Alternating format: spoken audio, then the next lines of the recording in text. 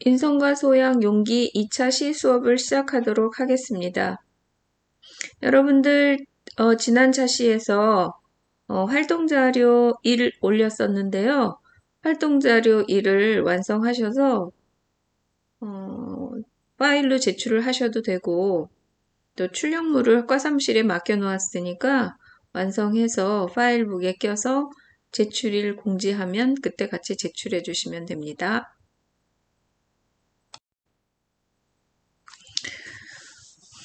용기를 가지려면 나를 정확히 알아야 되는데요. 나는 누구인가를 정확히 아는 것이 중요합니다. 그럼 나를 왜 알아야 할까요?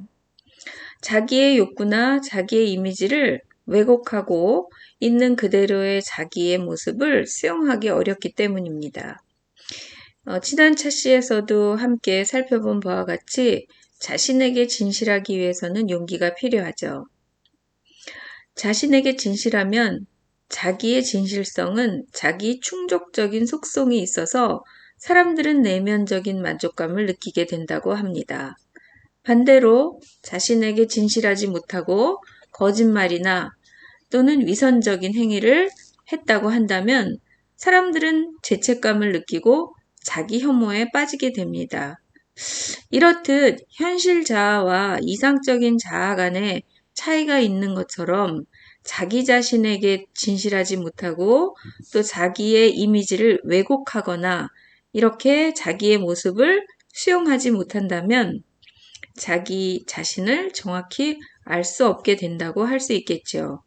그래서 자신에게 진실하기 위해서는 용기가 필요하고 그렇기 때문에 우리는 나 자신이 누구인지 아는 것이 중요하다고 할 수 있겠습니다.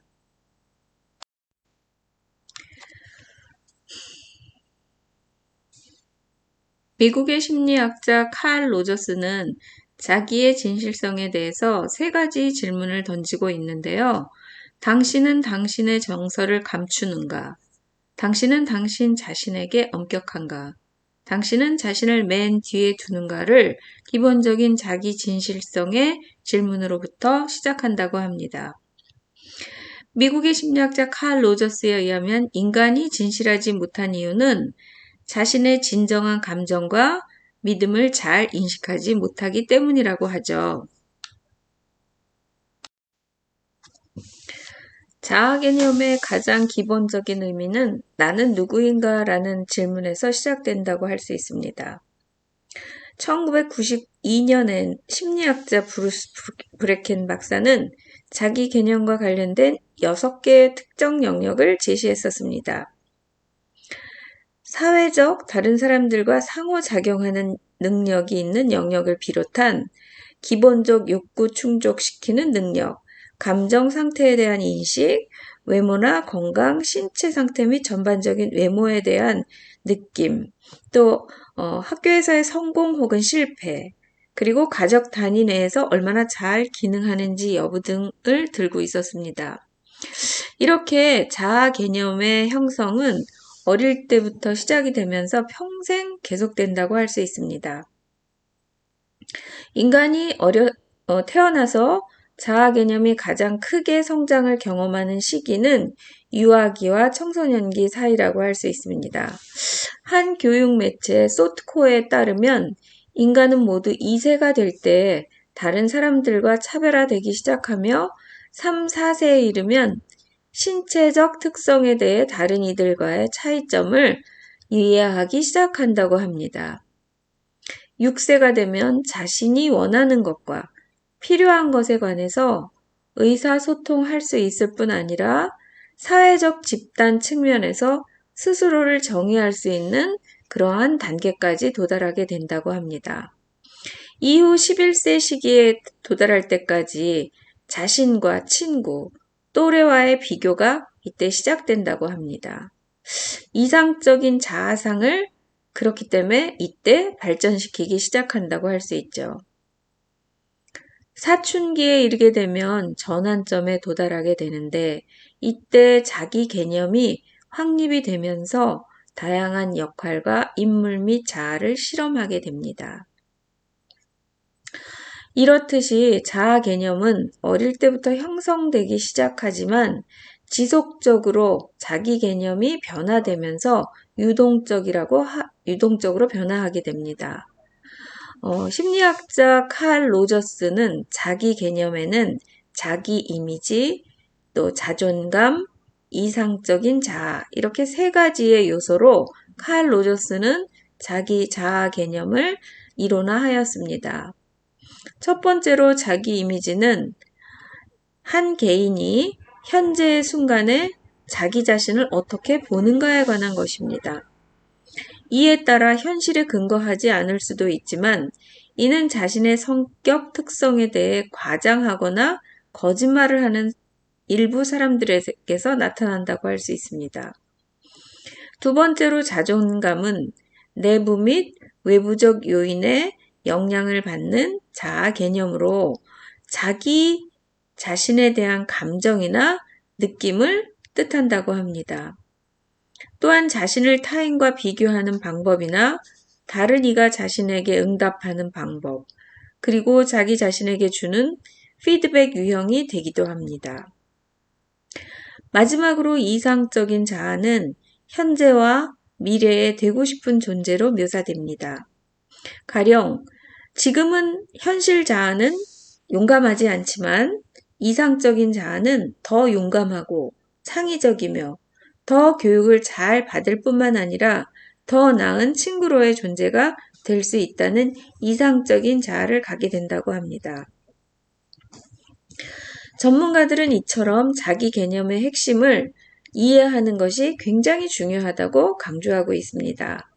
이는 자신에 대해서 가장 잘 아는 것이 나는 누구인가? 라는 질문을 던지면서 나를 이해하고 또 자신에 대해서 배우고 이해할 수 있는 가장 좋은 방법 중에 하나이면서 동시에 다른 사람들이 자신을 더 잘 이해하게 하는 방법이라고 할 수 있겠죠. 그렇기 때문에 나는 누구인가? 나를 잘 아는 것이 굉장히 중요한 개념이라고 할 수 있겠습니다. 2차 시에서는 두 번째 활동을 진행할 예정인데요.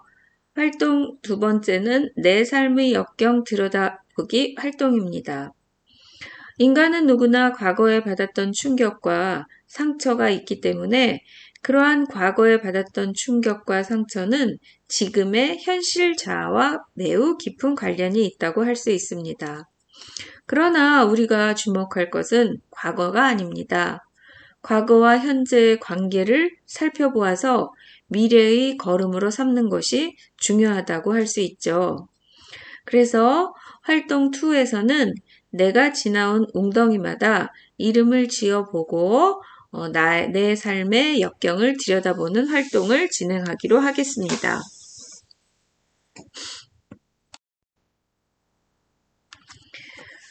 우리 자신의 삶에서 역경들이 여러 가지가 있었겠죠.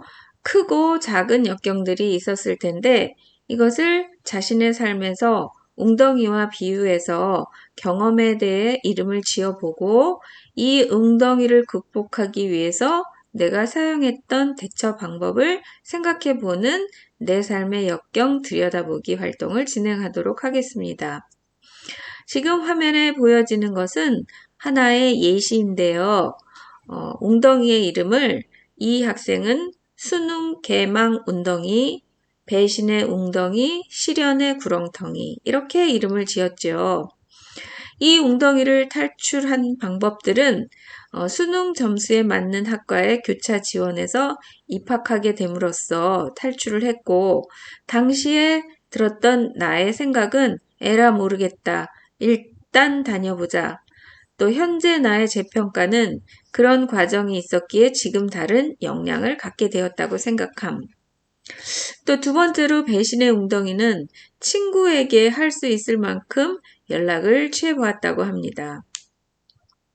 친구가 배신했을 때 큰 아픔을 갖게 되는데요. 포기하지 않고 연락을 해볼 만큼 해봤고 그렇기 때문에 후회 없다. 또 사람은 상황에 맞는 인간관계를 맺게 되어 있고 관계는 쌍방향이다. 상대적이죠. 관계라는 것은. 그렇기 때문에 내가 후회하지 않고 용기를 내서 하지 않을 만큼 노력했다면 그러한 것들은 역경을 극복해 본 사례라고 할 수가 있겠죠. 이렇게 여러분들도 잠시 시간을 내어서 생각해 보면 지금까지 살아오면서 크고 작은 웅덩이들을 만나게 되었을 텐데요. 그 웅덩이들의 이름을 지어보고 또 그때 내가 사용했던 탈출 방법과 당시 나의 생각, 또 현재 시점에서 나를 재평가하는 그러한 활동을 진행해 보도록 하겠습니다. 자, 학습 자료실에 지금 화면에 보이는 것 같은 활동 자료를 올려놓았습니다. 학생 여러분들은 학습 자료실에 올려놓은 파일을 열어서 웅덩이의 이름과 내가 사용했던 방법, 당시 나의 생각, 현재 나의 재평가 칸을 완성해 주시기 바랍니다.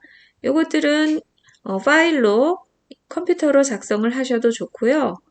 또 학과 사무실에 출력물을 맡겨 놓을 테니 컴퓨터로 작업을 하기 싫은 친구들은 필기 도구를 사용해서 이 파일을 완성해 주시고 또 정해진 제출일에 제출 경로에 맞게 제출해 주시기 바랍니다.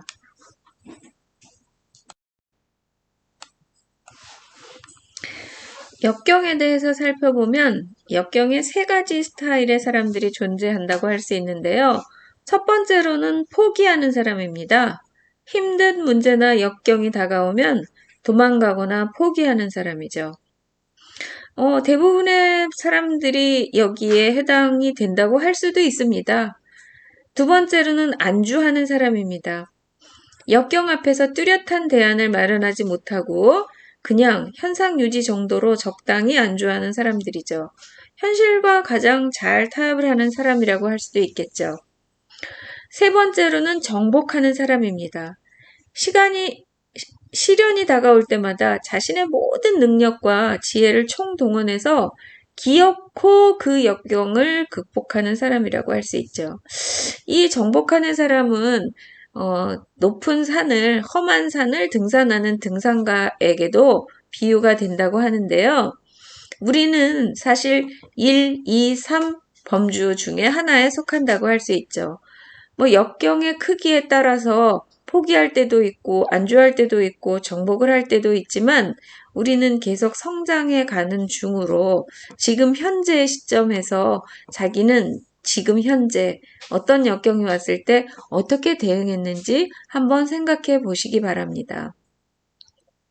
이러한 것을 역경 지수라고 표현하기도 하는데요. 역경 지수란 살면서 접하는 많은 역경에 굴하지 않고 목표를 성취하는 능력을 지수화한 수치라고 합니다. 이 역경 지수는 미국의 커뮤니케이션 이론가 폴 스톨츠가 제안을 했었는데요. 어떠한 역경에 굴했다 하더라도 어떠한 역경을 다시 정복하고 또 안주하기도 하고 포기하기도 하면서 우리는 끝끝내 자기의 목표를 성취해 나가는 중이라고 생각합니다. 살아오면서 우리는 크고 작은 웅덩이들을 만나게 되는데요. 이 웅덩이들은 재수가 없어서 운이 나빠서 오는 것이 아닙니다. 인간은 살아가면서 누구에게나 항상 이러한 것들은 우리가 원하든 원하지 않든 오게 되는 것이죠. 그래서 우리의 삶이 그만큼 살아있고 살아볼 만한 가치가 있는 것이라고 생각합니다. 이 역경을 통해서 우리는 많은 것들을 배우게 되는데요. 삶을 사는 동안 누구에게나 다가온다는 것을 첫 번째로 그렇기 때문에 알게 됩니다. 두 번째로는 그 역경을 통해서 내가 어떤 사람인지를 알게 하는데 큰 도움을 준다고 할 수 있죠. 아무것도 일어나지 않은 사람에게는 아무것도 알게 된 것이 없다라는 말과 똑같은 말이라고 할 수 있죠. 세 번째로 역경을 통해서 삶을 바라보는 태도와 가치가 변화가 되죠. 그래서 우리는 역경을 통해서 성장하게 됩니다.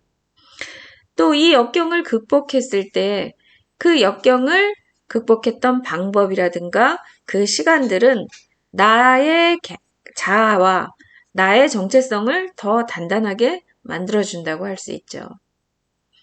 다섯 번째로 역경을 극복하는 과정과 그 결과물들이 나를 더욱 성장하게 만든다는 것은 10번, 100번을 강조해도 지나치지 않을 거라 생각합니다. 자, 여러분들이 역경을 통해서 많은 아픔을 겪었겠지만 우리는 역경을 통해서 종국에는 이러한 것들이 남게 된다고 할 수 있죠.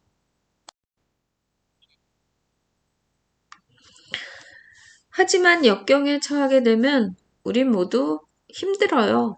그래서 역경에 처했을 때 힘을 주는 문장 5가지를 소개하고자 합니다. 나는 울 권리가 있지만 다시 웃을 것이다. 힘든 시간에 나를 가장 많이 도울 사람은 바로 나 자신이다. 내 마음대로 할 수 없는 상황이지만 피하지는 않겠다. 나는 내 마음의 내적 평화와 삶의 균형을 매일 읽어 나갈 것이다. 인생은 두려움을 극복하며 사는 것이다. 건강을 위한 발걸음 웹에서 발췌한 역경에 처했을 때 힘을 주는 문장 5가지입니다. 당신의 오늘 하루는 당신 예상보다 훨씬 더 잘 풀립니다. 당신은 잘 될 것이며 잘할 것이며 잘해낼 것입니다. 모든 긍정은 당신을 위한 말이에요. 당신은 충분한 사람입니다.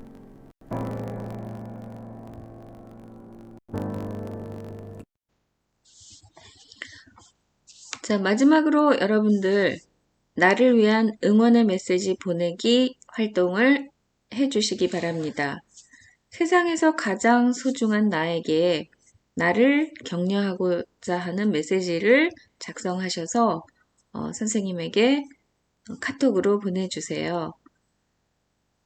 세상에 가장 소중한 여러분 자신에게 보내고 싶은 격려하고자 하는 응원의 메시지를 만들어서 선생님에게 카톡으로 보내주시는 게 2차 시의 마지막 활동, 3번째 활동입니다.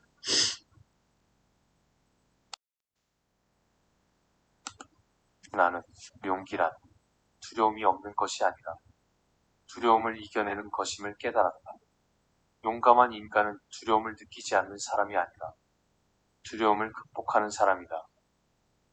용기는 두려움이 없는 상태가 아니라 진정한 용기는 두려움에도 불구하고 행동하는 상태이다. 여러분의 시간은 한정돼 있습니다. 그러니 타인의 삶을 사는데 시간을 낭비하지 마십시오. 당신의 마음과 직관을 따를 용기를 가지십시오. 언제나 갈망하고 언제나 우직하게. 용기란 자신이 두려워하는 것을 하는 것이다. 즉, 두려움이 없으면 용기도 없다. 열정과 용기가 사라지고 나서 한참 후에도 다시 힘을 내서 계속할 수 있는 것은 계속하라라고 말하는 의지 덕분이다. 용기란 비판에 익숙해지는 게 아니라 자신의 이야기를 하는 것이다. 개미가 한 알에 보리를 물고 담벼락을 오르려다 69번 떨어진 후 70번째에 성공하는 것을 보고 용기를 회복해 적과 싸워 이긴 한 영웅의 이야기가 있다. 7.8기는 천고에 걸쳐 변치 않는 성공의 진리다. 용기란 두려움이 없는 것이 아니라 두려움에 맞서고 저항하는 것이다. 성공하는 사람과 그렇지 않은 사람의 차이는 능력이나 어떤 발상의 차이가 아니라 위험을 감수하고 그 발상을 실천에 옮기는 용기의 차이이다. 용기와 끈기는 장애물을 흔적도 없이 사라지게 하는 신비한 부적을 가지고 있다. 수영을 하면서 수영하는 법을 배운다. 용기를 내면서 용기 내는 법을 배운다. 지혜로운 사람은 당황하지 않고 어진 사람은 근심하지 않으며 용기 있는 사람은 두려워하지 않는다. 꿈을 품고 뭔가 할 수 있다면 그것을 시작하라. 새로운 일을 시작하는 용기 속에 당신의 천재성과 능력과 기적이 모두 숨어 있다. 두려움이 느껴질 때마다 우리는 행동함으로써 힘과 용기, 자신감을 얻을 수 있다.